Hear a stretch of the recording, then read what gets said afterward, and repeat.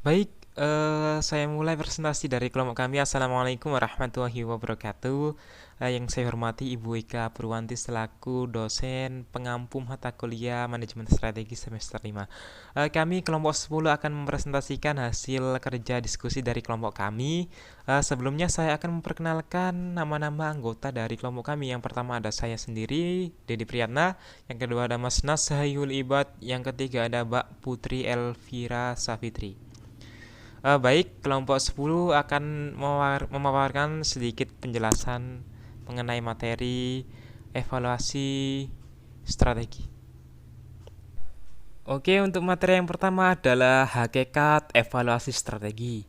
Evaluasi strategi sebagai bagian dari manajemen strategi merupakan proses yang sensitif, di mana jika terlalu sering dilakukan kegiatan evaluasi strategi dapat menghabiskan biaya yang sangat mahal dan sangat mungkin terjadi kontraproduktif terhadap tujuan perencanaan strategi.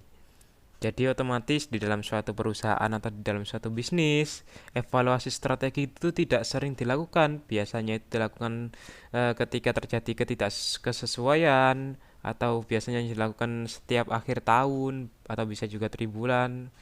Yang intinya tidak sering dilakukan setiap harinya karena evaluasi strategi ini membutuhkan biaya yang sangat mahal dan juga akan bisa menimbulkan kontraproduktif dalam suatu bisnis tersebut. Nah, di sini ada kriteria yang harus dipenuhi dalam mengevaluasi strategi. Ada 4 kriteria. Yang pertama ada kesesuaian. Kesesuaian mengacu pada kebutuhan pra perencana strategi untuk mengkaji serangkaian tren maupun masing-masing tren dalam mengevaluasi strategi. Yang kedua ada keunggulan. Sebuah strategi harus mendorong penciptaan dan atau mempertahankan keunggulan kompetitif di bidang kegiatan tertentu. Yang ketiga ada konsistensi. Sebuah strategi tidak boleh memiliki tujuan dan kebijakan yang tidak konsisten. 3 pedoman yang mendasari konsistensi strategi yaitu persoalan manajerial, keberhasilan departemen, dan isu kebijakan organisasi. Dan yang nomor 4 ada kelayakan. Sebuah strategi tidak boleh terlalu banyak membebani sumber daya yang ada dan tidak boleh menciptakan sub masalah yang tidak dapat dipecahkan. Eh, ini adalah 4 kriteria yang harus dipenuhi dalam mengevaluasi strategi. Yang pertama ada kesesuaian, ada keunggulan, ada konsistensi, dan juga ada kelayakan. Untuk materi selanjutnya ada waktu dilakukan evaluasi strategi. Di sini ada kondisi-kondisi di mana kita sebagai owner atau manajer itu melakukan evaluasi strategi. Yang pertama ada kondisi jika tujuan yang dicapai suatu perusahaan itu diubah. Jadi tujuan perusahaan itu diubah, oleh karena itu kita memutuskan untuk melakukan evaluasi strategi. Yang kedua ada kebutuhan pelanggan yang berkembang. Jadi kebutuhan pasar itu sangat berkembang. Jadi kita itu otomatis akan melakukan evaluasi strategi. Yang ketiga ada inovasi perubahan pasar. Sudah tahu ya, inovasi perubahan pasar otomatis dilakukan strategi. Yang keempat, pesaing mengubah persepsi nilai. Jadi pesaing sudah melakukan evaluasi strategi terlebih dahulu otomatis sehingga kita harus bersaing dengan pesaing tersebut. Otomatis kita melakukan evaluasi strategi. Yang kelima ada kemampuan tumbuh dan penurunan. Perusahaan kan otomatis ada naik, ada turun. Ketika naik kita melakukan evaluasi strategi juga nih. Bagaimana kita tetap konsisten di atas.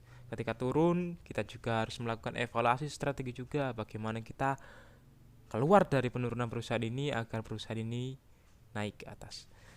Evaluasi strategi harus dilaksanakan secara berkelanjutan, bukan hanya di akhir periode waktu tertentu atau hanya setelah terjadi masalah. Jadi evaluasi strategi ini harus terus dilakukan, tidak hanya sekali atau 2 kali saja. Baik, untuk materi selanjutnya akan disambung oleh Mbak Putri Elvira. Waktu dan tempat saya persilakan. Langkah-langkah evaluasi strategi. 1. Pengajian ulang landasan strategi.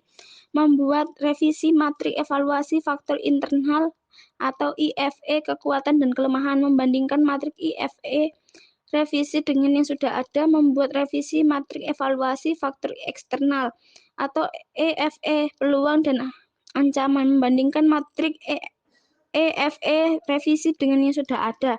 2. Mengukur kinerja organisasi. Memperbandingkan hasil yang diharapkan dengan hasil yang sebenarnya. Menyelidikkan terhadap penyimpanan dari rencana. Evaluasi kinerja individu.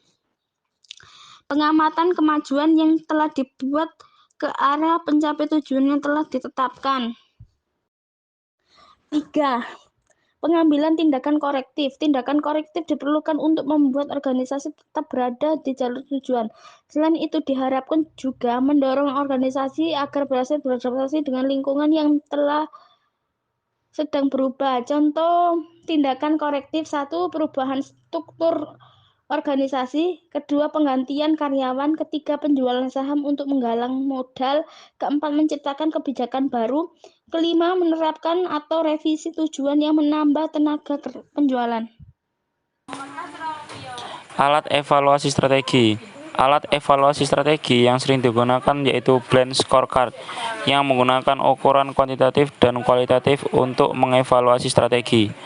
Analisis Bland Scorecard ada 3. Yang pertama yaitu bagaimana kemampuan perusahaan dalam meningkatkan dan menciptakan nilai bersama dengan langkah-langkah seperti inovasi, kepemimpinan teknologi, kualitas produk, efisien proses operasional, dan lain-lain.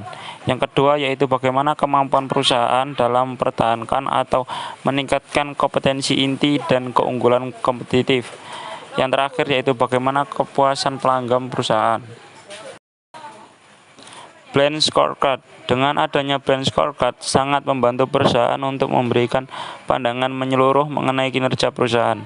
Agar kinerja lebih efektif dan efisien, dibutuhkan sebuah informasi akurat yang mewakili sistem kerja yang dilakukan.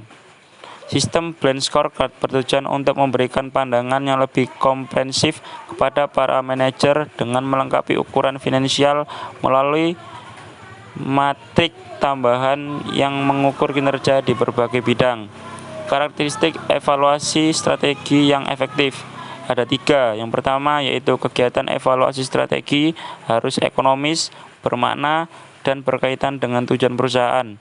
Yang kedua yaitu evaluasi strategi harus dirancang untuk menyediakan gambaran yang sesungguhnya mengenai apa yang terjadi. Yang terakhir yaitu proses evaluasi strategi harus membangun pemahaman bersama, kepercayaan, dan masuk akal seluruh pemangku kepentingan. Terima kasih, itu yang bisa kami sampaikan. Semoga bermanfaat bagi kita semua. Wassalamualaikum warahmatullahi wabarakatuh.